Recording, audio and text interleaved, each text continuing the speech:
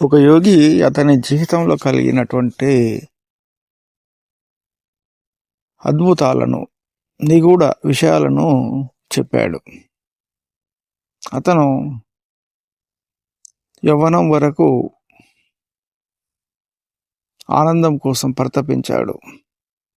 సినిమాలు చూశాడు, రకరకాల పదార్థాలు తిన్నాడు, అందులో ఆనందాన్ని పొందాడు. ఇష్టమైనవి ప్రదేశాలు తిరిగాడు, దేశమంతా తిరిగాడు, ఆనందపడ్డాడు. అతను ఒకటి గ్రహించాడు, ఏ ఆనందమైనా స్థిరంగా ఎప్పటికీ ఉండడం లేదు కదా. మళ్ళీ కొత్త ఆనందం కోసం మళ్ళీ పదార్థమైనా, ప్రదేశమైనా, ఏదైనా, ఏ విషయంలోనైనా తాను ఆనందం కోరుకుంటే అది కొద్ది సమయం వరకు ఉంటుంది, వెళ్ళిపోతుంది. ఎందుకు అది ఆనందము అని అతను ఆలోచించాడు. ఆనందం అనేది ఎప్పటికీ ఉండదా మరి అంటే అతను గ్రహించాడు ఏంటంటే, ఆ ఆనందము పాపపుణ్యాల ఫలితం కాబట్టి, ఆ ఆనందము మనం ఇంతకుముందు చేసిన కర్మల ఫలితం కాబట్టి, ఆ కర్మలు ఎంతవరకు ఏ సందర్భాల్లో చేశామో ఆయా సందర్భాలను బట్టి మనకు పుణ్యము కానీ, సంతోషము కానీ, కష్టం కానీ, దుఃఖము కానీ వస్తున్నాయని గ్రహించాడు. మరి ఈ కష్ట సుఖాలు మనము ఎందుకు స్వీకరిస్తున్నాము, ఎందుకు మనకు కలుగుతున్నాయి అంటే, మనము చేసిన పుణ్యం వల్లనే కదా. మరి ఆ ఆనందాన్ని మనం ఆనందించకుండా ఆ ఆనందంలో ఉంటే, ఇక్కడ పాయింట్ గుర్తు చేసుకోండి. ఒక ప్రదేశం వెళ్ళాం, చాలా ఆనందం వస్తుంది, కానీ అక్కడ ఆ ప్రదేశంలో ఉన్న ఆనందాన్ని మనము అద్భుతంగా అనుకోకూడదు.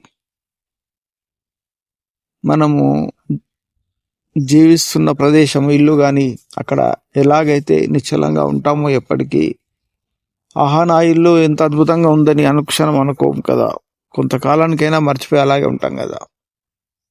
అలాగే ఆ కొత్త ప్రదేశాలలో కూడా తాను పూర్తి ఆనందించకుండా తన ఇంటి లాంటి ప్రదేశమే అనుకొని మామూలుగా దానిపైన, ఆ ప్రదేశం పైన చిత్తం పెట్టకుండా ఉండే పరిస్థితికి వచ్చాడు అతను. అలా ప్రయోగం చేశాడు. ఎప్పుడైతే చిత్తం లేదో అక్కడ అతను స్థిరుడైపోయేవాడు, ఎక్కడ పోతే అక్కడ. లేకపోతే ఇక్కడ మర్మం ఏంటిదంటే, ఆ ఆనందాన్ని అనుభవించి అక్కడి నుంచి వెళ్ళిపోయేవాడు. కానీ ఇప్పుడు వెళ్ళిపోవడం లేదు, అతను అక్కడ స్థిరుడవుతున్నాడు. అంటే దాని పరిధి, ఆ కర్మ పరిధి ఈ భూమిపై గుర్తించండి. ఇక్కడ పాయింట్, ఒక ప్రదేశంలో నువ్వు ఆనందించాలి ఇంతకాలము ఒక పుణ్యం వల్ల, అక్కడ నువ్వు చేసిన పుణ్యం వల్ల అంటే అక్కడ ప్రదేశానికి అతను వెళ్ళాడు అనుకోండి. అక్కడ ఆనందమును అతను ఇంతకాలం అనే ఆనందాన్ని అతను ఎన్నో రెట్లు చేసుకుంటున్నాడు, పొడిగించుకుంటున్నాడు. ఎలా అంటే అతను ఆ ఆనందాన్ని చూడడం లేదు, చిత్తాన్ని పెట్టడం లేదు ఆనందంలో. కాబట్టి ఆ ఆనందము కొద్దిగానైనా ఆ పూర్తి క్వాంటిటీ వచ్చే వరకు, మనకు 10 రోజులలో ఆనందం పొంది బయటకు, ఆ ప్రదేశం నుంచి బయటకు వచ్చే పరిస్థితి. కానీ అతని చిత్తాన్ని పెట్టకపోవడం వల్ల ఆనందము 1 సంవత్సరం వరకు కూడా పొడిగించుకుంటున్నాడు. ఇక్కడ చిత్తము నేను ఏ విషయంలోనైనా అని అతను గ్రహించాడు. అతను తినే పదార్థాల్లో కూడా ఆనందాన్ని పెట్టడం, సంతోషపడడం ఆపేశాడు. కాబట్టి ఆ పదార్థాలు అతనికి చాలా కాలం వరకు దొరకడం ప్రారంభించాయి. ఇందులో మర్మం గ్రహించండి, చిత్తం యొక్క మర్మం. చిత్తంలో ఉన్న పుణ్యము పరిధి పెరుగుతూ ఉన్నది. ఎప్పుడంటే దాన్ని ఆస్వాదించి దానిలో తృప్తి పడితే అది తొందరగా ముగుస్తున్నది. తృప్తి పడకుండా, దాని మీద చూపు లేకుండా సహజంగా ప్రతిదీ స్వీకరిస్తూ పోతున్నాడు, ప్రతిదీ చూస్తూ పోతున్నాడు. సహజంగా చిత్తంలో గుణమును పెట్టడం లేదు, దుఃఖమును పెట్టడం లేదు, సుఖమును పెట్టడం లేదు. ఈ విషయాన్ని చాలా జాగ్రత్తగా గ్రహించాలి. మనం ఎక్కడైనా ఆనందం పొందాలి, ఏ పదార్థంలో అయినా, ఏ మనిషి లోపలైనా, సంసారంలోనైనా, అంటే అక్కడ చిత్తమును పెట్టకూడదు.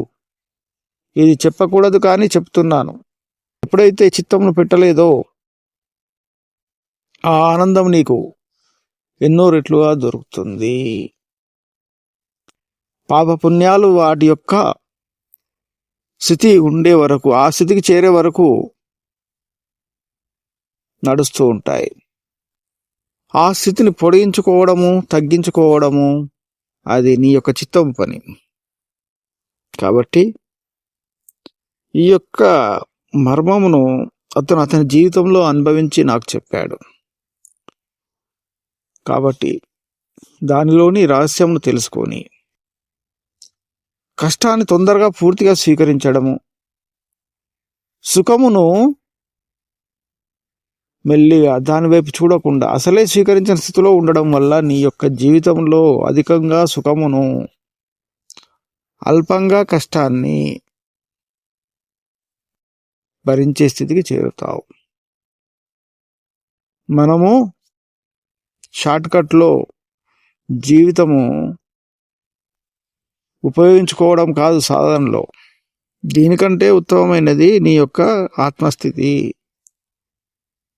ఆ స్థితిలో నీవు ఈ సుఖదుఖాలను దాటిన స్థితి కదా. ఆ స్థితికి చేరే ముందు ఇది కూడా నీకు సాధనకు ఉపయోగపడితే